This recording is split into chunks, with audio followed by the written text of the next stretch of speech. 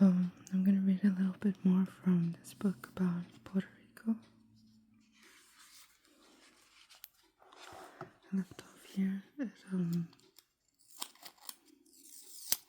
self-rule in the United States. It wasn't much of a war, but it was all the war there was, said Teddy Roosevelt. Even so, the Spanish-American War marked a turning point for Puerto Rico. In 1820, the population of Puerto Rico was estimated at 150,000. By 1900, it had mushroomed into about 1 million. The character of society had changed drastically.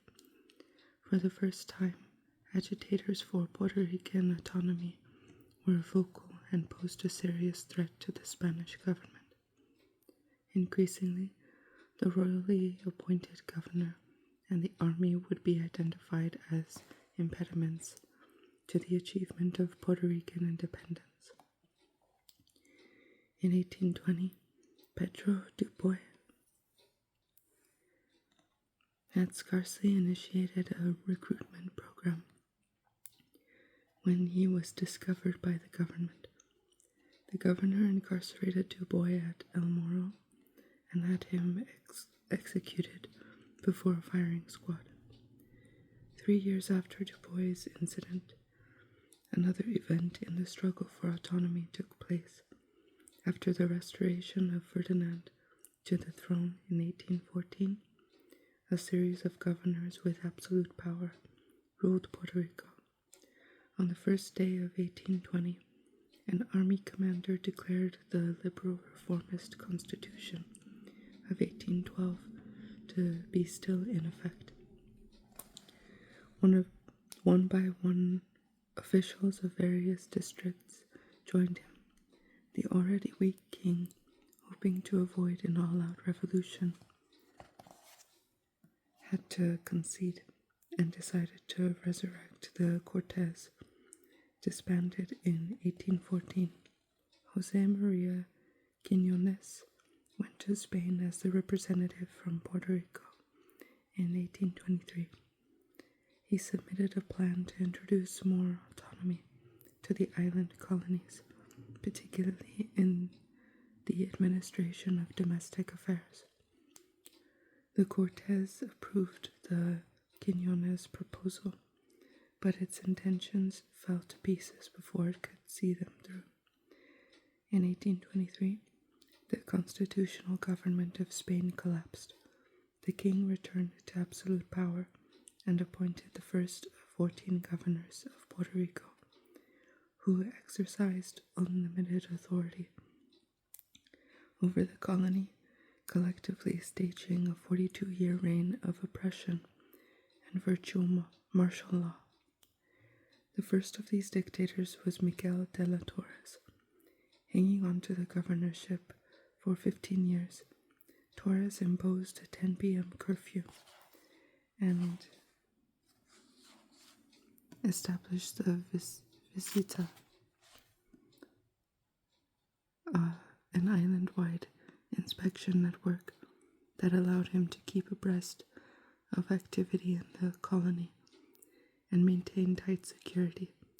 Although Torres's reign was oppressive, it had some benefits. He took control of the country's development, built roads and bridges, and brought in huge numbers of black slaves to foster sugar production, contributing significantly to the lasting development of the local economy. I'm not sure that's a benefit. When was this book written? Left battling in Spanish-American War.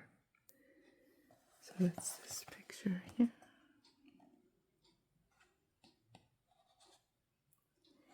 And right, a subversive beard, Dr. Ramon Emeterio Betances spoke out against the authorities. So that's him. Yeah. Anyway, sorry about my commentary about that. try not to make any personal comments when I read. Sorry about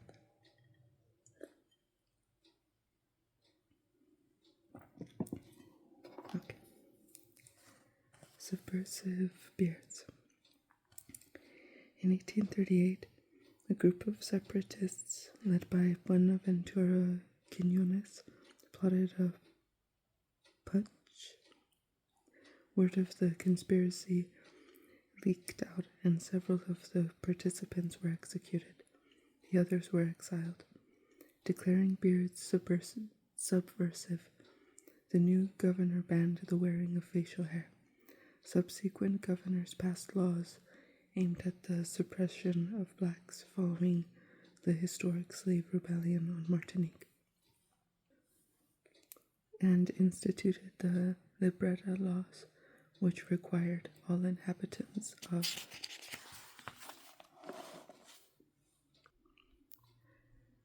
Puerto Rico to carry passbooks and restricted unauthorized movement. It was a troubled time for the beautiful island. Between 1848 and 1867, 7 consecutive military dictators governed the island, taking advantage of the institutions put into place by the Torres administration to add to the colony's misery. In the 1850s,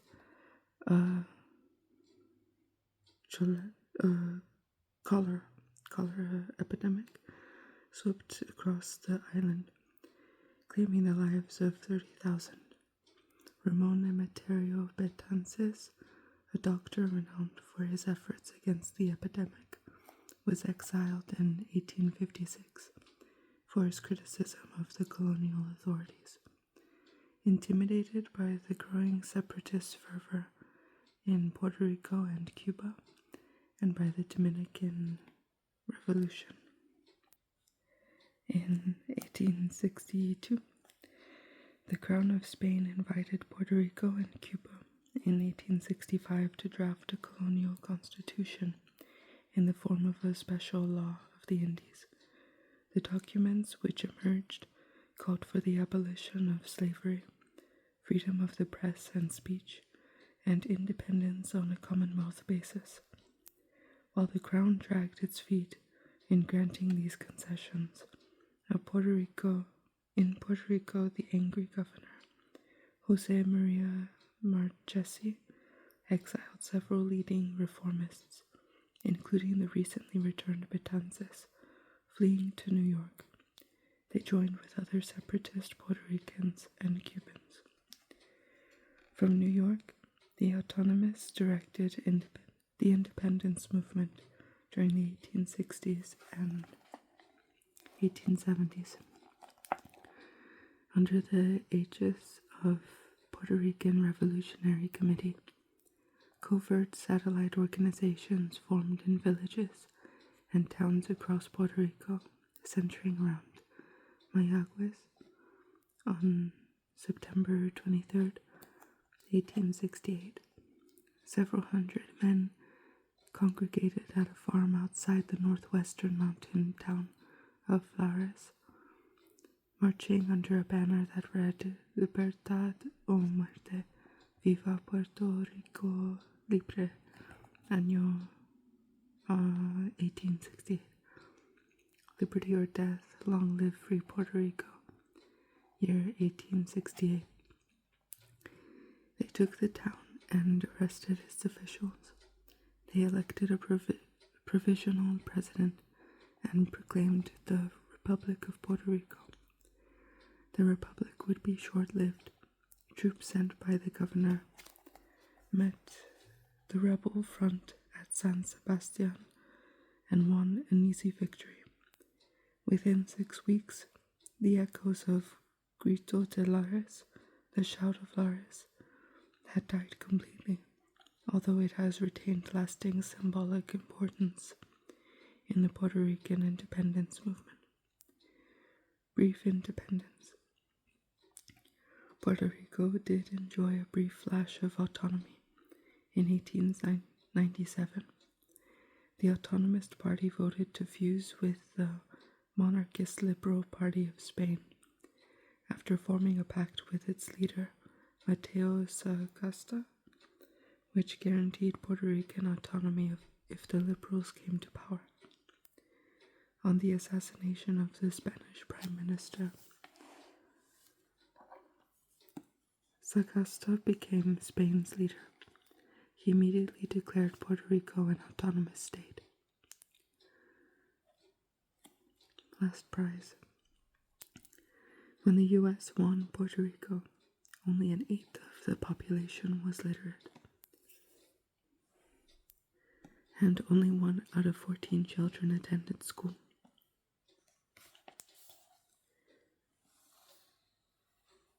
Above, 19th century Spanish currency. I guess that's this here. Adopting a two-chamber constitutional republican form of government, as agreed with Sagasta, the Puerto Ricans elected a lower house of assembly and half the delegates to the upper house. The governor was still appointed by Spain, but his power was carefully restricted. The new government assumed power in July 1898. Later that month, General Nelson A. Miles of the United States landed on the southern coast with an army of 16,000 men. It was the beginning of the Spanish-American War, and at the end of a short-lived Puerto Rican autonomy. The U.S. steps in. It wasn't much of a war, but it was all the war there was. Teddy Roosevelt reflected on the Spanish-American War. On August 31, 1898, Spain surrendered. The Puerto Rican campaign had lasted only 2 weeks, the whole war less than 4 months. General Miles tried to assuage the inhabitants' anxiety about annexation. As the United States protectorate, however, telling them, "We have come to promote your prosperity and to bestow upon you the immunities and blessing of the liberal institutions of our government." His assurances did not pacify everyone. Emeterio Betances, now aging, issued a warning to his fellow Puerto Ricans. If Puerto Rico does not act fast, it will be an American colony forever. On December 10th, 1898, the Treaty of Paris, which settled the final terms of Spain's surrender, was signed. In addition to the large reparations payment, the United States won Puerto Rico and the Philippines from Spain. But Puerto Rico wasn't exactly a grand prize at the time. Its population hadn't reached about 1 million. A third were blacks and I'm not sure if I can say that, who generally had little capital or land. 2% of the population owned more than 2/3 of the agricultural land, yet 60% of the land owned was mortgaged at high interest rates. It ain't over till it's over. The United States set up a military government, and Puerto Rico was placed under the charge of the War Department.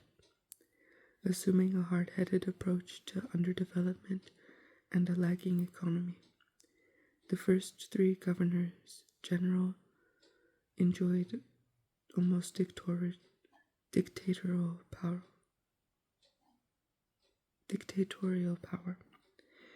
They introduced American currency, suspended defaulted mortgages, and promoted trade with the United States. They improved public health, reformed tax laws, and overhauled local government. But to many Puerto Ricans, autonomy was still vital. A leading autonomous leader, Luis Muñoz Rivera, organized a new party in an attempt to reach a compromise between the separatists and the U.S. government. The Federal Party and its ally, the New Republican Party, advocated cooperation with the United States, especially in commercial matters, full civil rights, and an autonomous civilian government, but not even the conciliatory approach Munoz Rivera endorsed satisfied the McKinley administration. The colonial Governor-General, George W. Davis, reported to the President that the people generally have no conception of political rights, combined with political responsibilities. As if political turmoil were not enough, Mother Nature interfered in the form of Hurricane San Ciriaco in 1899. 3,000 people lost their lives, and the damage to property was immense. The hurricane devastated the vital sugar and coffee crops, and left a fourth of the island's inhabitants without homes. The U.S. Congress awarded only $200,000 to the island in relief payments. Puerto Rico faced an unhappy future. The economy was on the brink of collapse. The hostilities with inept American administrators continued, and there were the apparently insurmountable difficulties of illiteracy and poverty. Things began to look up in 1900 when the Secretary of War, Elihu Root, proposed a program for the gradual introduction of autonomy for Puerto Ricans, which President McKinley endorsed. However, though Puerto Rico was suddenly closer to autonomy than it had been since before the Spanish-American War, the path to home rule was not yet clear. Above, U.S. and Puerto Rican flags fly harmoniously over El Castillo San Cristobal. What's this here? And then right, American medical officers at Como Springs. This is here. The big debate. For the next 48 years, Puerto Rico and the U.S. had a strange colonial protectorate relationship. While it was widely acknowledged that the latter possessed enormous wealth from which the former stood to benefit, Puerto Ricans also feared that Betances' prediction would come true, that Puerto Rico would be swallowed up culturally and economically if its bonds with the U.S. were to strengthen. Puerto Rico looms large in recent American history. It was the first non-continental U.S. territory and served as the test case for the formation and implementation of colonial policy. Special interest groups in the United States polarized into two lobbies. The agriculture continent, fearing competition from Puerto Rican producers whose labor costs were lower, allied with racists who dreaded the influx of the Latin race, which would result from granting American citizenship to Puerto Ricans, and as proof of Benjamin Franklin's observation that politics makes strange bedfellows. These opponents of the administration's Puerto Rican colonial plan found themselves under the blankets with liberal Democrats who opposed imperialism of any sort. The burgeoning of a colony. With the passing in 1900 of the Foraker Act, see box on facing page, Puerto Rico took on a new colonial status, but reception of the act could have been better. An immediate challenge to its constitutional legality, brought it before the Supreme Court of the United States, where the majority declared that constitutionality was not applicable in the unincorporated entity like Puerto Rico. Dissenting Chief Justice Fuller wrote that it left Puerto Rico a disembodied shade in an intermediate state of ambiguous existence. Reluctant U.S. citizens. On the eve of the United States' entry into World War I in 1917, President Wilson approved the Jones-Shafroth Act, granting U.S. citizenship to all Puerto Ricans. This act affronted many Puerto Rican statesmen.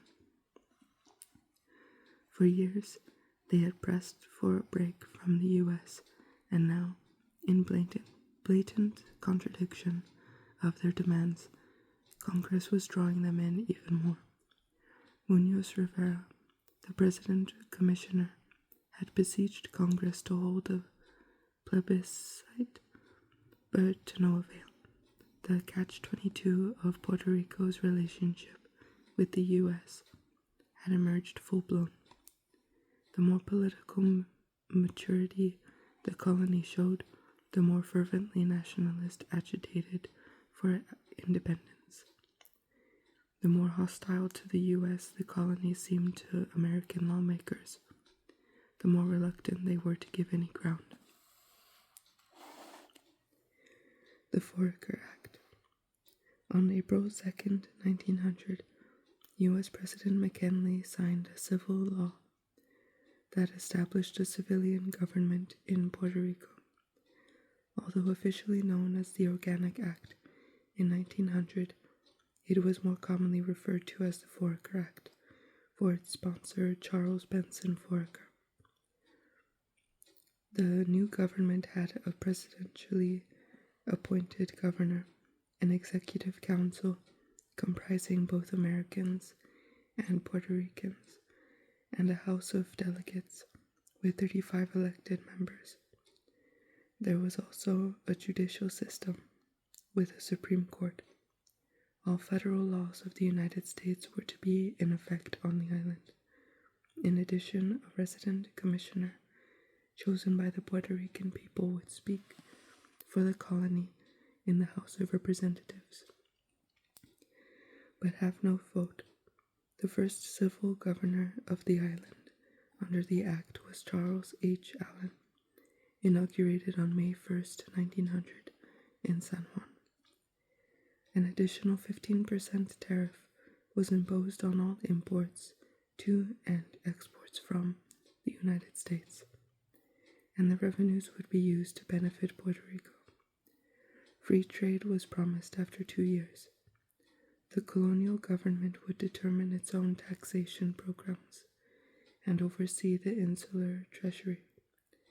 Ownership of large estates by American corporations was discouraged by prohibiting businesses to carry on agriculture on more than 500 acres. However, this clause was rarely enforced, and capital-rich firms from the U.S. moved in.